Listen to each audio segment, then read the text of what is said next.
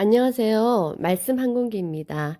오늘 제목은 만족한 삶을 살려면입니다. 여러분은 만족한 삶을 살고 계시나요? 행복하십니까? 우리는 누구나 삶이 만족스럽고 행복하기를 바랄 것입니다. 그러면 우리가 어떻게 하면 만족스럽고 행복한 삶을 살 수 있을까요? 피조물인 인간의 모든 해답은 우리를 창조하신 창조주 하나님께 있습니다. 우리가 너무나 잘 아는 시편 23편 1절에도 그 해답이 나오는데요. 여호와는 나의 목자시니 내게 부족함이 없으리로다입니다. 저는 시편 23편을 좋아해가지고 하루에 여러 번 선포하곤 하는데요. 우선 오늘은 1절을 중심으로 말씀을 나눌게요. 사람이라면 누구나 좀 더 안정되고 평안하고 만족한 삶, 행복하게 살고 싶어 합니다. 그러나 우리의 힘으로 그러한 삶을 살기를 바라면 바랄수록 쉽게 채워지지 않는 것 같아요.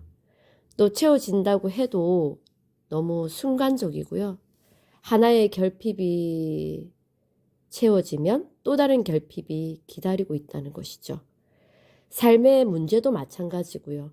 문제 해결하는데 급급해가지고 집중해서 뭐 하나 해결되는가 싶더니 또 다른 문제가 기다렸다는 듯이 또 다가온다는 것이죠. 왜 우리 인생에는 이렇게 부족함과 문제가 많을까요? 왜 이렇게도 계속 삶의 갈증이 날까요? 아마 이 세상 모든 것을 아마 가진 듯한 사람조차도 그 내면에는 정말 우리가 알지 못하는 그 목마름이 있을 거예요. 사실 이것은 사람의 모든 문제가 그 눈에 보이는 외부적인 그런 사회적 결핍의 문제라기보다는 눈에 보이지 않는 이런 정서적인 결핍, 영혼의 문제가 크기 때문이죠. 사람은 영적인 존재잖아요. 하나님께서 우리를 영적으로 만드셨는데, 그래서 이 영적인 존재로서의 결핍, 이 정서적인 결핍은 그 누구도 채워줄 수가 없어요. 그 어떤 것도 채워줄 수가 없습니다. 오직 우리를 창조하신 하나님만이 이 부분을 채워줄 수 있다는 거예요. 그래서 오늘 말씀에서 정확하게 말씀하십니다. 여호와는 나의 목자시니 내게 부족함이 없다고요. 우리가 하나님의 자녀라면 하나님의 말씀만이 확실한 진리라는 것을 인정하고 동의하나요? 그럼 보세요. 우리가 왜 부족한 겁니까? 그건 바로 여호와가 나의 목자면은 부족함이 없다라고 했는데 반대로 부족함이 느껴진다면 하나님이 나의 목자가 아니기 때문이 아닐까요? 즉 우리가 믿는 하나님, 내가 믿는 하나님이 나의 목자라고 말은 해요. 그리고 머리로는 알겠어요. 근데 실제로 내가 살 때, 우리가 살 때 우리의 목자가 하나님이 아니기 때문에 우리는 이렇게 부족함을 느낀다는 거예요.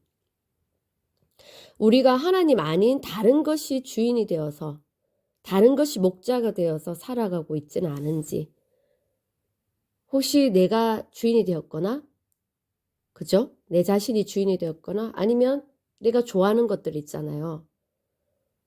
뭐 돈이 주인이 될 수도 있고 또 내가 또 만든 것 중에서 좋아하는 것들이 있어요. 그리고 세상의 것들. 그런 그것들이 주인 되어서 살고 있지는 않은지 우리가 한번 살펴봐야 됩니다. 하나님을 아버지라고 믿는 그 하나님의 자녀의 삶을 살아야 하는데 하나님은 온데간데 없고 내 생각과 내 감정, 내 의지로 내가 혹시 하나님 아닌 다른 것을 목자로 삼고 있기 때문에 부족함과 결핍이 온다는 거예요. 이 사회적인 시스템, 이 세상 시스템, 그 외부적인 것에서는 우리가 항상 어때요? 남과 비교해가지고 그 상대적인 박탈감에 빠져서 괴로워하거나 우울해하잖아요. 근데 이 내 생각과 내 경험, 이 내 고집이 여호와 하나님보다 항상 위에 있어가지고 하나님보다 더 위에 자리를 하고 있어가지고 내가 하나님 말씀을 있는 그대로 받아들이지 못하고 믿지 않기 때문에 마음이 힘들고 그렇게 삶에도 그렇게 부족함이 온다는 거예요. 그럼 하나님이 나의 목자가 되기 위해서는 하나님 그럼 내 삶의 주인이 되어야 되는데 그럼 어떻게 하라는 걸까요, 이게? 바로 내 삶의 주인을 바꾸는 것을 자꾸 연습하고 훈련해야 되는 겁니다. 결국 우리의 이 삶은 우리 이 모든 신앙생활은 아마 주인 바꾸는 것을 잘하느냐 아마 못하느냐에 달려있는 것 같아요. 이 내 마음과 생각의 주인이 하나님의 말씀이 되어야 된다는 겁니다.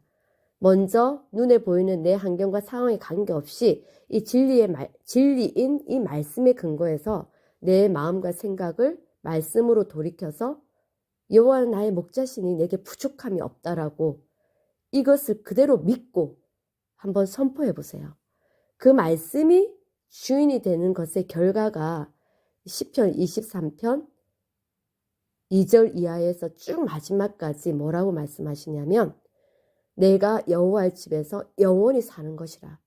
결국 반드시 내가 여호와의 집에서 영원히 사는 삶, 하나님의 생명과 복음을 누리는 삶, 이걸 살 수 있다고 약속해 주시는 거예요.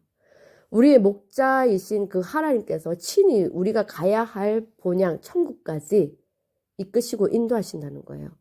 그러면 뭐 삶이 성공된 삶 아닙니까? 내가 말씀을 있는 그대로 믿고 입으로 고백하고 선포하면 이 환경과 상황은 이 말씀에 복종하게 되거든요. 이것이 말씀의 원리입니다.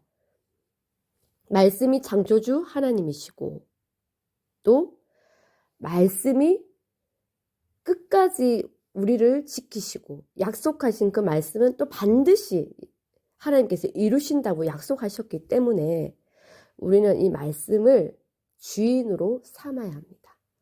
그래서 말씀을 한 절씩 그리고 또 어떻게 해요? 또 통으로 이렇게 읽어가면서 정말 이 말씀을 통해서 우리 영혼이 소생되고 하나님께서 하나님 이름을 위하여 의의 길로 인도하시는 것을 경험하시기 바랍니다.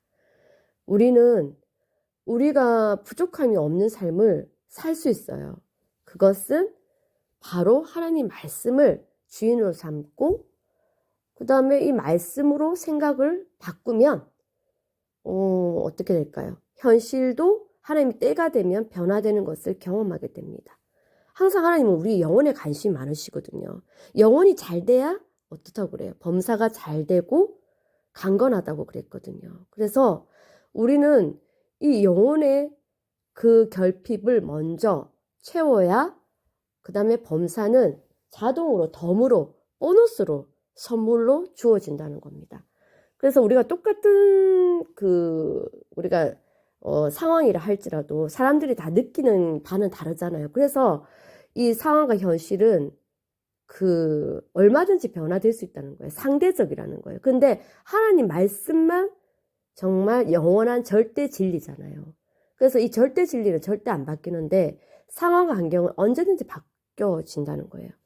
그래서 우리가 이 진리인 말씀을 항상 소중하게 생각하고 최고의 권위에 두고 믿음으로 받아들여서 마음에 꼭 간직하시고요.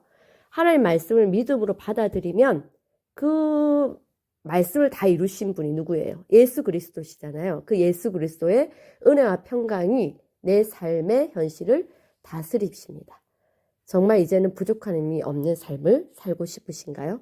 그러면 정말 이제는 변화를 갈망하시나요? 그러면 내 자신 전부 내 주인을 말씀으로 바꾸겠다고 선택하고 결단하십시오. 이제 말씀이 나를 이끌어 가도록 말씀을 주인 삼고 말씀이 나를 다스리도록 내 마음 문을 활짝 열어보세요. 성경 말씀은 정말 지금도 살아있고 역사하시고 우리와 함께 하시며 우리의 모든 것을 인도하십니다. 하나님 말씀이 친히 어떻게 해서 우리의 삶을 다스리고 이끄는지를 경험하게 될 것입니다. 주님과 함께 행복하세요. 어떤 누구보다도 무엇보다도 하나님과의 교제의 시간을 최우선으로 두고 늘 말씀과 함께 그 말씀을 마음과 입에 두시는 연습과 훈련을 해보시기 바랍니다. 정말 하나님 우리를 너무나 사랑하셨어요. 가장 선하고 좋은 길로 인도하십니다. 부족함이 없는 만족한 삶을 영원히 살게 될 것입니다. 사랑합니다. 주님의 이름으로 축복합니다.